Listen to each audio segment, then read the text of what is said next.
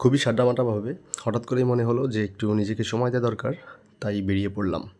খুলনার খুবই নিকটবর্তী যদি কোনো জায়গা থেকে থাকে যেটা সত্যি কথা বলতে প্রকৃতির অপরূপ সৌন্দর্য বলতে সেটা হচ্ছে বটিয়াঘাটার জায়গাটা।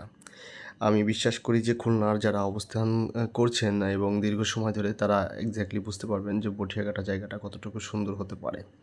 তা সেটা একটু শুধুমাত্র আপনাদের বলেই না, ভিডিওর মাধ্যমে আমি দেখানোর চেষ্টা করব।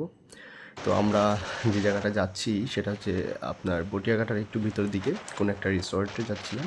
তো সেখানে যাওয়ার পথে যে দৃষ্টিটা ছিল সেটা আর কি আপনাদের সামনে তুলে ধরার চেষ্টা করলাম। তো দেখতেই পাচ্ছেন একটা মেরিন ড্রাইভের কিন্তু অন্যরকম একটা টেস্ট নিতে পারবেন এখান থেকে। অসাধারণভাবে সুন্দর একটি দৃষ্টি, যেটা বলা হয় যে আপনার চোখের যে আরামটা হবে সেটা কিন্তু এখান থেকে আপনি নিতে পারেন।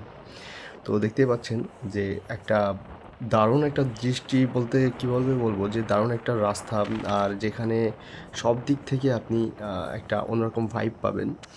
কারণ এরকম একটা সৌন্দর্য বা এই ব্যস্ত জীবনের মধ্যে যানজটের মধ্যে থেকে নিজেকে একটু আলাদা করে এইভাবে সুন্দরভাবে নিজেকে তুলে ধরার জন্য যে আলাদা একটা স্পেস দরকার পড়ে, সেটা আপনি যদি দিতে চান খুলনার মধ্যে খুলনাবাসীদের জন্য, তাহলে তারা কিন্তু বেশি একটা দূরে যাওয়ার দরকার নেই। সাজেক বা আমাদের কক্সবাজার, সেক্ষেত্রে আপনি এখানে আসতে পারেন নিজেকে একটু আলাদাভাবে সময় দেওয়ার জন্য, এবং খুবই খুবই কাছে এটা। 0 পয়েন্ট থেকে একটু ভিতরের দিকে। তো আমার মতে খুব বেশি হলে 10 থেকে 15 টাকা ভাড়া নেব এখান থেকে। তো আপনারা ট্রাই করতে পারেন জায়গাটা। আর সত্যি কথা বলতে এই জায়গাটা আসার পরে মনে হচ্ছিল না যে আমি খুলনার মধ্যে আছি, মনে হচ্ছিল যে হ্যাঁ আমি কোনো একটা কক্সবাজারের আশেপাশে কোথাও একটা জায়গায় আছি। তো এইখানে এক পাশে তো বিশাল বিলের একটা সমাহার, আর একটা পাশে বিশাল বড় একটা নদী, যেটা আমাদের রূপসা নদী। আর এই পাশে যে গ্রাম্য, যে গ্রাম বাংলার যে সত্যি কথা বলতে যে ঐতিহ্যতা, সেটা কিন্তু এখানে দেখা যাচ্ছে বা দেখা যায়। আপনি আসলেই দেখতে পাবেন। সত্যি কথা বলতে এটা যতটা সুন্দর ক্যামেরায় না, তার থেকে বেশি সুন্দর বাস্তবে।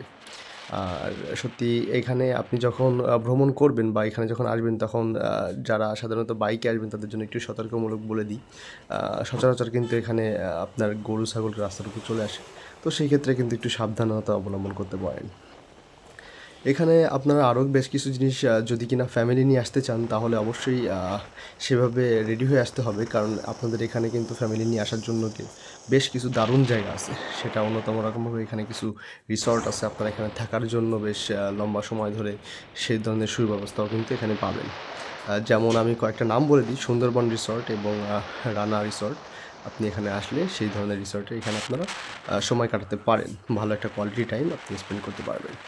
তো দেখতেই পাচ্ছেন আসলে বন্ধুগণ, এখানে অনেক সুন্দর একটা রাস্তা। সবাই ভালো থাকবেন।